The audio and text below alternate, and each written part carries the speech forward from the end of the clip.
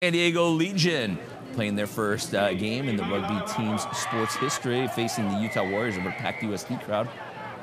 The first try on the home turf comes quickly. Sione Tulamaka plowing in for the score. Utah would come back, but the Legion head into halftime with the lead thanks to Mungo Mason's dive in the corner. And stoppage time 17-14 at the break. And when San Diego comes back out, they put it all together. The two best tries of the game. First, Anthony Salibar catching the deflection and running it all the way back, followed by tag leader. Follow the leader right here as he gets the try himself. The Legion pick up their first win in their first game, or their first win in the franchise history. They don't always come off like that, but thankfully it worked out, and yeah, just over the moon and kind of closed the game out from there. So everyone's pretty thrilled. Of course, we want to come away with that win, but sometimes coming off a loss, it can really put the determination in the team to really fire out the rest of the season. So we're excited and we're on the front foot going from here. Fans are absolutely amazing, and there's a few times when we were struggling, they really kind of spurred us on. The energy they gave us, we really did transfer onto the field and gave us a boost.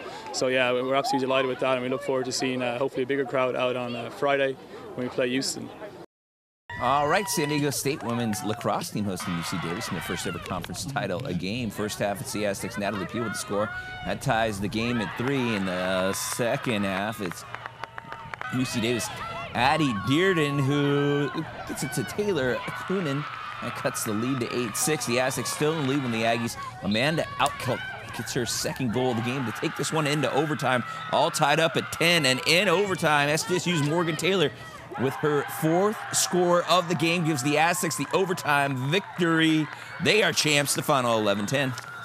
It felt so good. I think it's just a tribute to how hard we worked all season. We've been putting in the work every single day at practice, and it just came out these past 2 games. It's just so helpful when you look in the sidelines, you see everyone's cheering for you. It gives you confidence to run the ball. I think we can all agree we think of each other as sisters, and it's amazing. It feels like a family here, and it's just, this support is unbelievable. Over at UCSD, the Tritons are hosting Cal State East Bay in women's water polo. UCSD are looking for their 6th straight conference title. First quarter, Triton, former Carlsbad Lancer Taylor Onstad opening the scoring. She scores 3. Third quarter, UCSD and former Illinois Viking Sydney Bolin makes it 6-2 Tritons. While Mission Hills alumnus Hallie Atkinson scores the next goal for a UCSD from long range, and then former La Jolla Viking Kiara Frankie off the bounce for the Tritons. UCSD wins their 6th consecutive title, the final 12-2.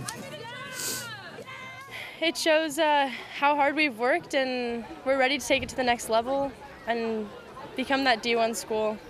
We've always excelled in water polo, and I think the men's team as well, and it's just exciting to see us both do well, men's and women's. Well, Monday we introduced you to Luis Perez, a bowler turned Division II football player and national champion, as well as their version of the Heisman Trophy winner. Sunday, Luis got word he was invited to Rams minicamp in June.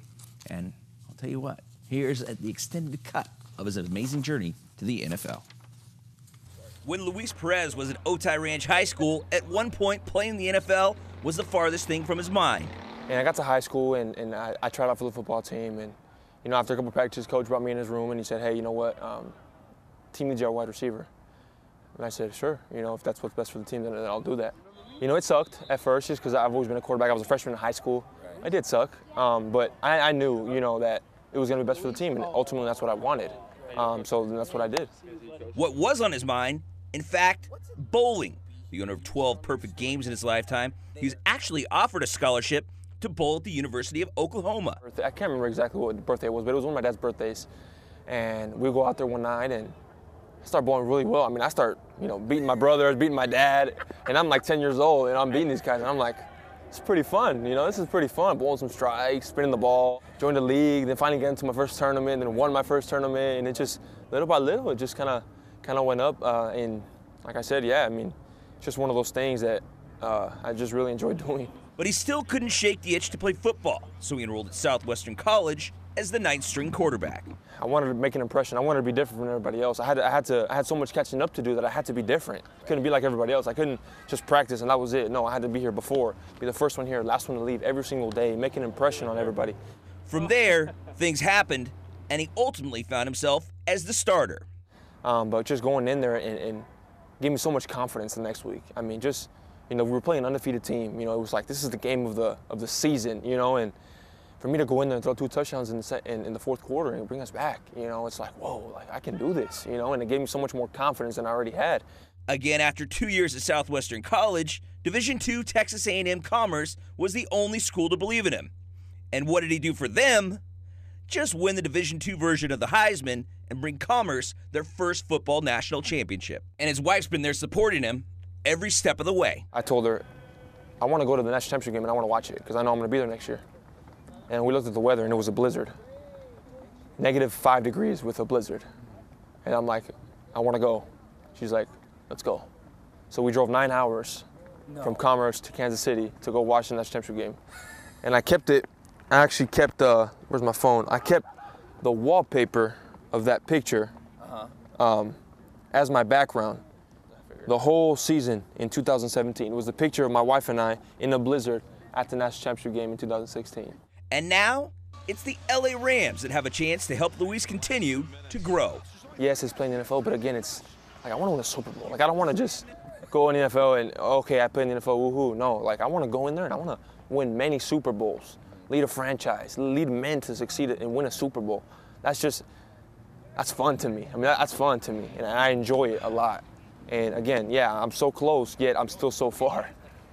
I mean, I do understand that, I don't play 4 years of football, but they have to see that I have a huge ceiling, being able to learn the amount that I learned in 4 years. I mean, imagine how much I can learn in another 10 years.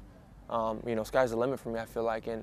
But the one thing that I always took was, I heard this quote one time and it stuck with me. It was, so you don't try to prove the people wrong, you try to prove the people that believed in you right.